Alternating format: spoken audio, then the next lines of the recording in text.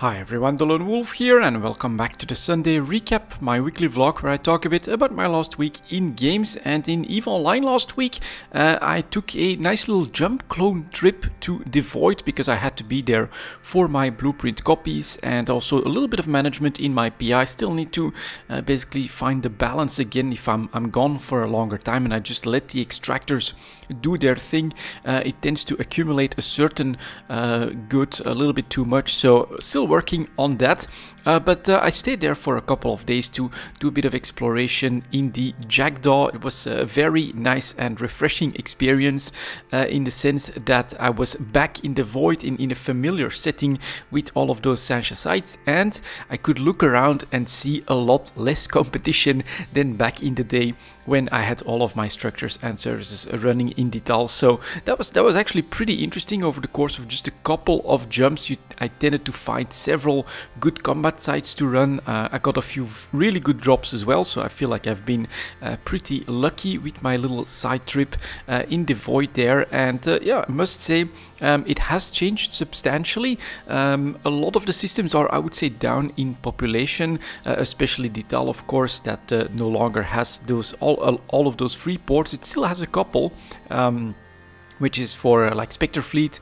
and things like that, but overall activity is down there. On the other hand, I noticed that I think it's Dira, the system right next to Detail where ice spawns, that has gone up in activity quite a lot. There was a lot of players right there, and then also Lower Devil, I think it is, where I have all of my blueprints and I create my blueprint copies.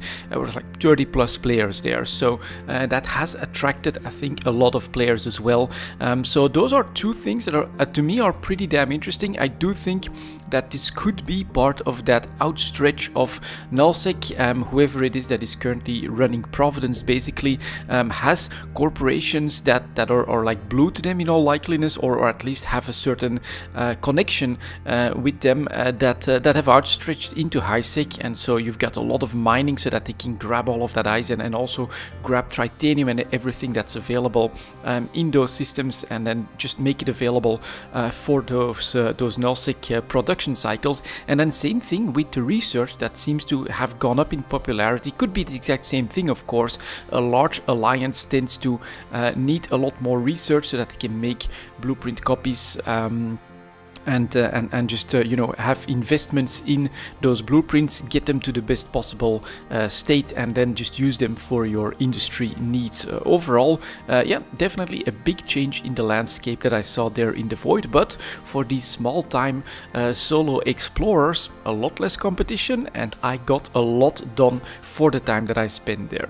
I also did go back to Rents for a couple more days, and yeah, pretty amazing experience still there. So my Orca is still in Rents. I do have a micro drive now and a cloak, just like you guys suggested that I do for the traveling with the Orca, so I can switch the feet whenever I decide to go to another spot. But I did that same small round of exploration there, checking mostly the two Edencom fortresses that are very close to Rents, and man, still really good. Now, not every single time, but on almost every evening there I found some good stuff, and the drops there are just of better value from Angel Cartel. Got some micro drives, got some shield stuff worth a lot of ISK, so that's been very rewarding. And I must say, over like the last week to 2 weeks, I'm not exactly sure where it is, I added like almost 1 billion ISK to my wallet. Some of it, not all of that from exploration, just to be clear. Some of it, of course, I've also been selling BPCs, and I actually also still had some sell orders up and running. Some of it's from that, but at least half, and probably a decent chunk more of that actually coming from exploration loot as well, which part of it I actually moved to Dodixie, those valuable Angel Cartel stuff. I actually took a fast frigate, moved that to Dodixie, sold it there, sold super fast for a nice premium. And so yeah, I'm starting to get to grips with that solo you know, nomadic existence, trying to scope opportunities in different trade hubs depending on the loot that I find, depending on where I do exploration.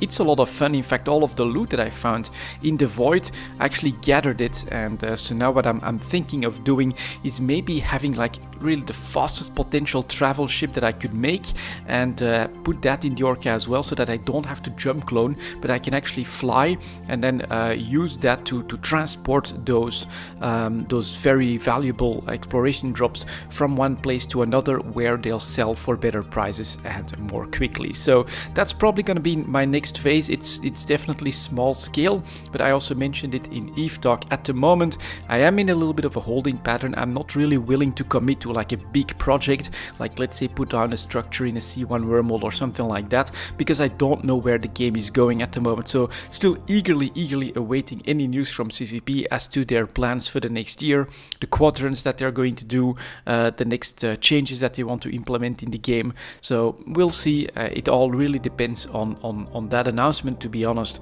before I start making bigger plans for EVE Online. But I'm still playing every single day, and I must say, yeah, that solo exploration lifestyle, it's really working for me.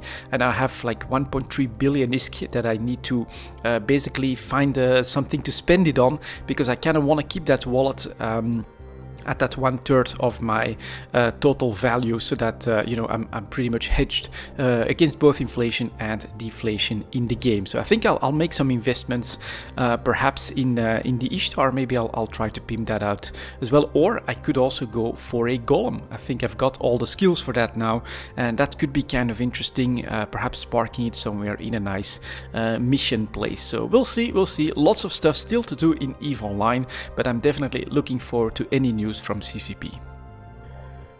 And then for my next game, I switched back to some Path of Exile. I've actually been working on a blocking character, because, well, I've been going so glass cannony in my first character and my second one as well, which was an Arc Totem character. I mean, a little bit less glass cannony than the pure fire damage fireball character that does have amazing damage, but really no defenses. Once I got into the maps, I got into some serious trouble when it comes to survivability. And so I thought, let's go the opposite direction. It's actually a playstyle that my brother introduced me to, and he really loves that. It's basically a gladiator that has like 75% chance to block damage, but also spells, so that makes him very survivable. It's a lot of fun, but it's definitely super low on DPS. So I'm almost into maps with him, and now I'm starting to feel that, right, I somehow need to not just go for more HP and more survivability, but I'm also going to need a way to deal enough damage. But it's definitely fun to be able to just sit there in the middle of a pack, in the middle of a ritual, for instance, and then just watch everything knock itself out on all of your blocks. That's super satisfying. I ended up going for a Blade Storm as well, the blood version, so I just drop like local AoE damage all around me, which is pretty damn good. At first I was going with Cleave, but that's only a single direction now. Basically I can clear everything around me, and just adding a little bit of damage, because really it's my counter attacks that tend to have the highest DPS and result there. But it's a lot of fun, just not end game stuff. I'm basically building that character up, and I'm already seeing the problems that I have, or that I'm going to have when it comes to absolute end game. So we'll see how that goes, but it's still an amazing experience, honestly.